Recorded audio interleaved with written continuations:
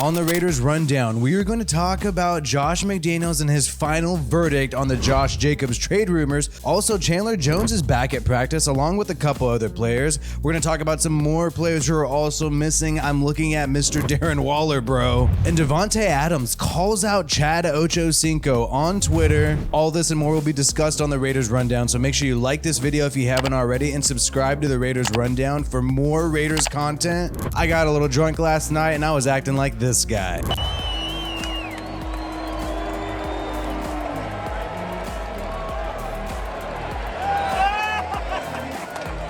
What's hilarious is he tried to hug the security. Dude, security is not your friend, bro. You're lucky you didn't get a citizen's arrest on you. But I'm glad to know that hippies also watch football. Good to see. So Josh McDaniels was asked about the Josh Jacobs trade rumors, and here's what he had to say.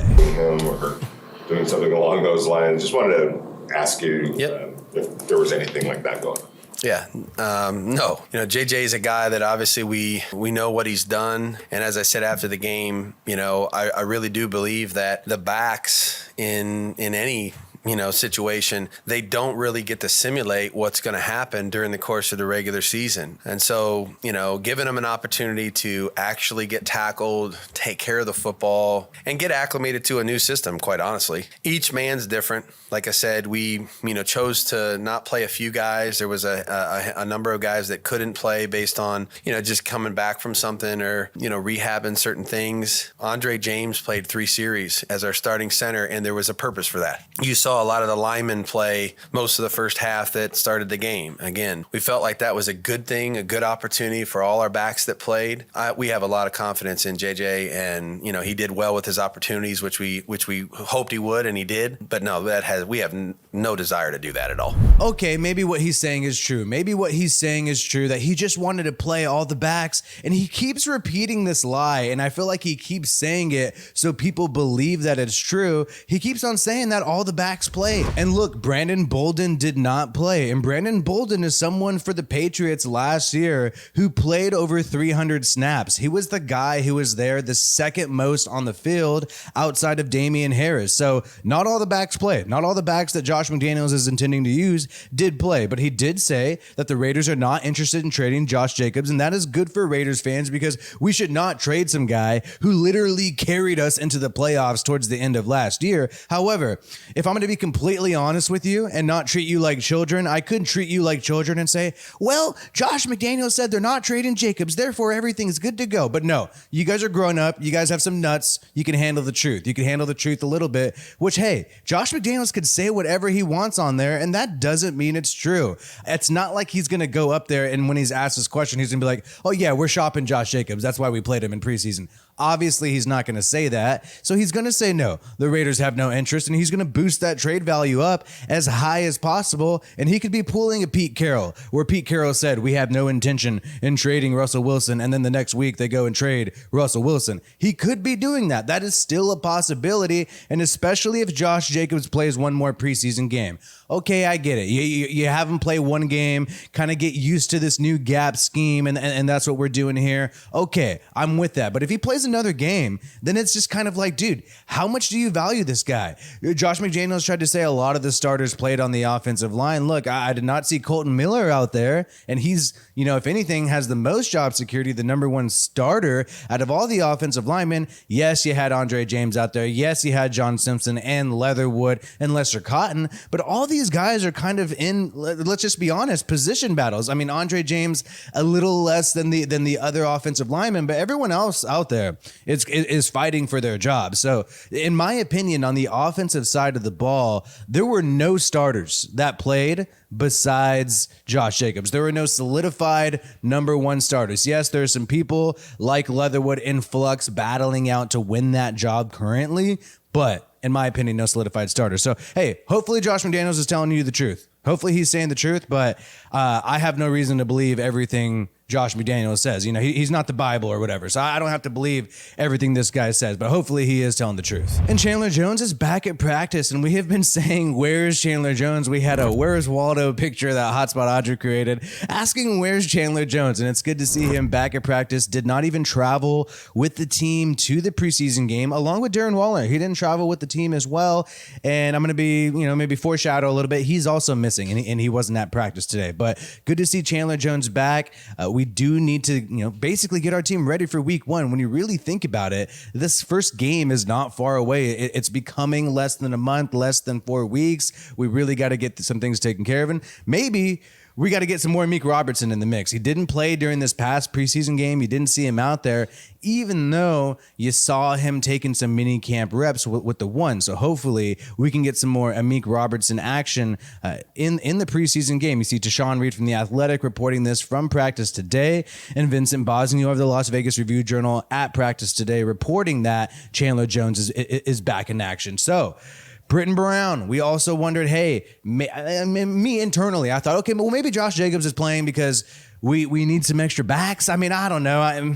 Or to learn the scheme. I don't know, guys. But Britton Brown's back. So hopefully now that Britton Brown's back, we could see less of our best running back in a meaningless preseason game. Maybe we can see less of him in some bullshit game and have Britton Brown take some snaps. That'd be great because Britton Brown really hasn't been at practice for some time. Hopefully he can get some reps. You saw Austin Walter look really good, and Josh McDaniels was really positive about Austin Walter as well. Also liked kind of what he did in special teams. He talked about that in the press conference today. So Britton Brown really needs to show up because this Walter guy is climbing on the depth chart, to be completely honest. Now, Roderick Teamer had that collision with Jonathan Abram a couple weeks ago. He is now back, which is great to see. We have some more safety depth. We saw Merring, Abram, and Duran Harmon play about 10 snaps at safety. So perhaps we'll see Teamer in this next game, probably right after those guys. Who knows? Maybe Josh McDaniels will decide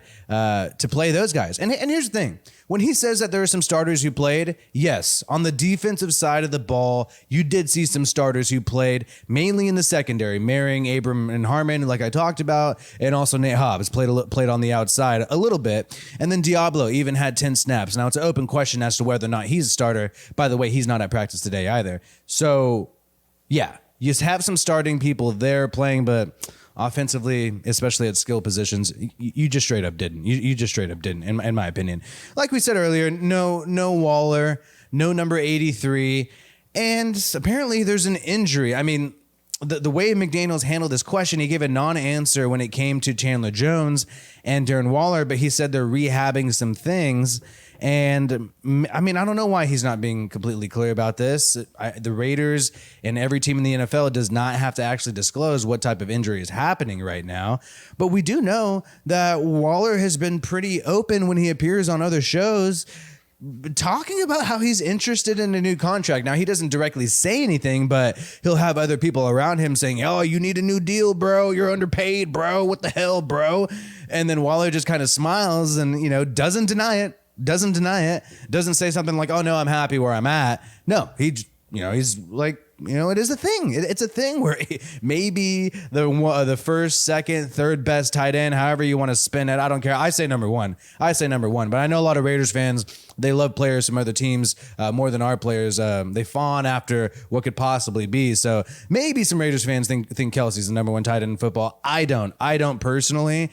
And I think he should pay the number one tight end in football like the number one tight end in football, because if you don't, he's going to go somewhere else to get paid like that. So hopefully, not even hopefully, because you don't want injuries to happen, but for Raiders fans, you have to be thinking the absence of Waller. Is it an injury or is it something with this contract? But however, the way that people will hold out in a certain way is hold in. This is the new modern way to fight for a new contract. You saw Kareem Hunt try to do this as well, where he showed up at practice, but he didn't participate in team drills. He only did individual drills. So if you will see some type of hold out, it will always be a hold in where people show up at practice, but just don't participate. But Waller has been participating, so hopefully nothing to see here. But there is something to see in terms of our cornerbacks. And we talked about Amik Robertson a little bit earlier. And I do believe that maybe he'll get a lot of action in this preseason game because we haven't seen Anthony Averett. We haven't seen Rocky Sin. Cre'Von LeBlanc was also missing today, according to Tashawn Reed. And look, I kind of figured pre-Trayvon Mullen returning soon that it's going to be Averett and Rocky Sin on the outside and then Nate Hobbs in the slot. And I thought maybe we didn't play these guys in this previous preseason game because, you know, there are solidified number ones. But now with them not being here, it seems like maybe it has to do with injuries. And perhaps Rocky Sin and Anthony Averett haven't won the starting job at all yet. And if so, the fact that Trayvon Mullen's coming back relatively soon, that means that's opening a window for him to compete and really win this outside cornerback job. And maybe Nate Hobbs will win an outside cornerback job, and the Raiders will decide to put somebody else at slot corner. You saw Darius Phillips play slot corner in this previous preseason game, and I know it's just preseason, but I thought he looked good. I thought he was physical, exactly what you want with the slot corner. And maybe the Raiders are thinking with putting Nate Hobbs on the outside that he might have more value there. And maybe you don't want Nate Hobbs to be that physical guy. Maybe you want to make sure he could exist throughout the season to cover on the outside and have someone else be that physical slot cornerback. And we also know that Patrick Graham has safeties in the slot all the time. So that's also a possibility. So we'll see what happens with these cornerbacks. But, you know, these guys are missing and they're supposed to be our number one dudes. Brandon Parker also was not missing.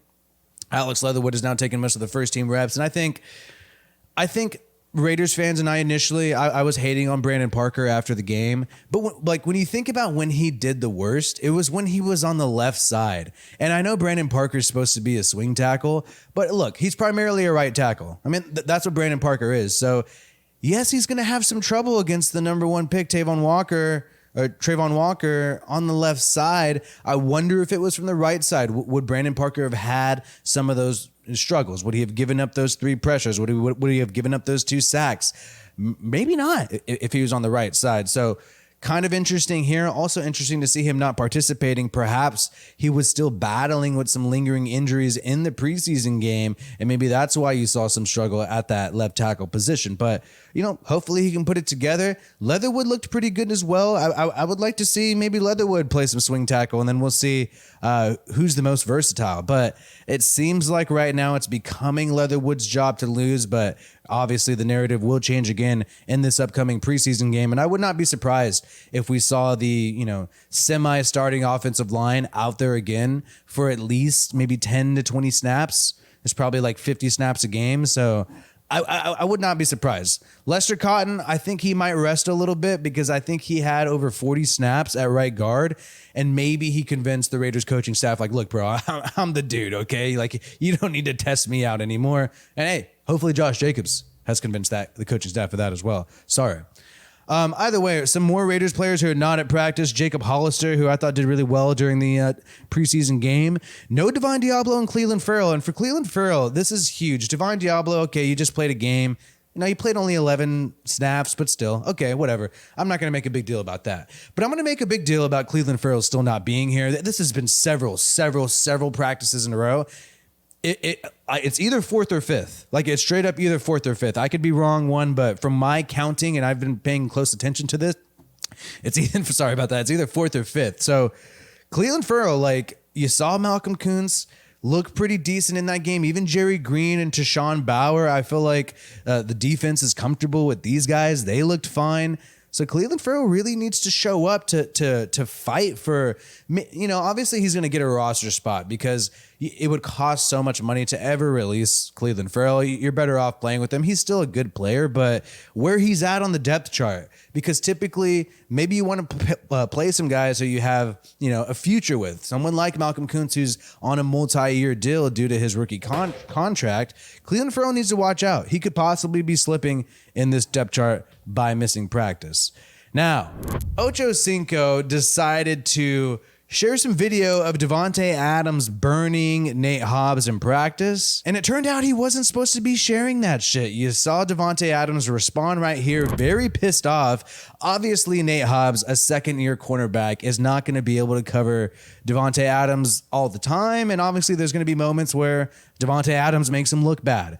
And Ochocinco decided to share this, even though Davante Adams says it was strictly supposed to be for Chad because he asked him for teach tape, but he struggled to contain his enthusiasm. And that's the greatest freaking euphemism I've ever seen. He struggled to contain his enthusiasm. He freaking leaked it like a dumbass. You know what I mean? Is basically what Davante is saying, which is why this clip is on social media. And I never want to put my teammates out there like that. Nate's one of the best young DBs I've been around. And look, Nate Hobbs, him going up against Davante Adams all the time, this dude's going to keep getting better, and he already had an impressive rookie season. So shout out to Nate Hobbs, and shout out to Davante Adams for seeing this out there, realizing that, hey, maybe I made a mistake trusting Chad Ochocinco, trusting him to keep a secret. And that's the thing, you know, I know players want to pass it along, and they want to teach the younger generation, and they want to be nice to other, you know, potential Hall of Famers like Chad Ochocinco and stuff like that. But